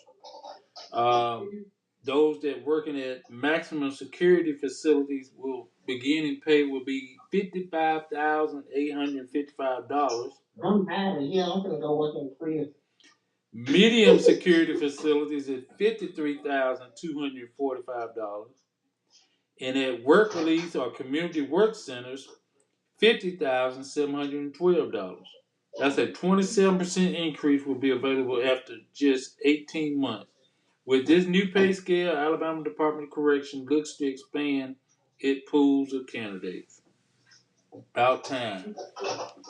And that's a prime example of overworked and underpaid employees and getting a chance to it's they didn't go on strike. But they see that they got to do something. But that's somebody who's saying, okay, we got to do something. The conditions are so bad, or were so bad, that they didn't have anybody to want to do the job. So now, you guys that are working down as crew workers down at the city of Tuscaloosa, and you're young and energetic and can pass the test down at correctionals, you can go get one of those jobs. Because that's what I always say. If you're not happy at a job, remember that's only by choice. You can do better. You can go out and find something better. Or you can create yourself to do better. So there are job opportunities out there, and I know some people say, well, I don't want to travel back and forth, travel. But sometimes you have to do what's necessary best for you and your family. So I just wanted to announce that. I think that's a reasonable. It ain't the best, but it is a reasonable rate of going up on a raise. They went from 31,000 to 51,000. That's a $20,000 raise that they're implementing right now for correction officers. $20,000 raise. That's pretty good. It's real good. Only after an 18-month employment period. If I read that correct, yeah. Okay. That's a significant jump. That's a significant jump. At least they're doing something. I mean, I know it's a prison, but at least because that's one of the main complaints. What they put up with for the pay that they receive. A lot of times, the things that you put up with, the pay will make you continue to work your job. Mm-hmm. You still want the change, and you still want a fair treatment. You still want conditions to be better, but sometimes the pay will make you go to work. Yeah, sure will. they're putting you at $25, $26 an hour, you know. And then when you start working overtime at that rate, that's when you can say, okay, you know, you getting 45, almost $47 an hour for working overtime then. Mm-hmm. So hopefully we help those guys. We encourage those guys to seek other sources of help, and you know, putting things in the right direction. I know some of them were watching, and matter of fact, I know for a fact. Like I said, I was getting texts, and not that they were afraid or he or she was afraid to speak out, but there again, that fear of retaliation it just dwindles in your mind that you don't want to be the one that's spotlighted. Oh, we seen you talking on such and such show, or we heard you talking on that. So we know who troublemaker is now. Mm-hmm. They're going through something there already, and then just to have someone single them out because they decided to speak up for themselves. Mm-hmm. Well, hey, y'all, that's it for tonight. I appreciate everybody that chimed in on the program. Like I said, if we can help anybody, please let us know. We'll be back on Tuesday. And those that I hope y'all had a great spring break weekend. I didn't, but I've been working. I've been doing a lot of spring cleaning, look like. But yeah, we'll talk on Tuesday of next week and Thursday next week, and hopefully we'll bring some fresh ideas and some solutions to these issues that's pending right now. Yeah, y'all be safe tomorrow. It's supposed to be 100% chance of thunderstorms and rain. So be safe.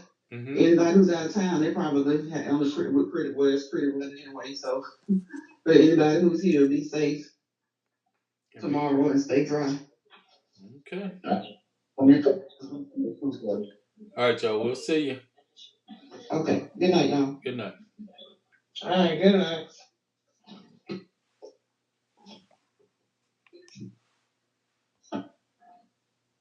Tuscaloosa, get ready for the TTown Memorial Day Weekend Blues and Grill Festival, Saturday, May 27th at Palmore Park, featuring O.B. McKenna, Avail Hollywood, Is you 25 and Arthur up? Young, Tucker, They call me Tucker. TK Soul, Oh, drive Miss Jody, me right.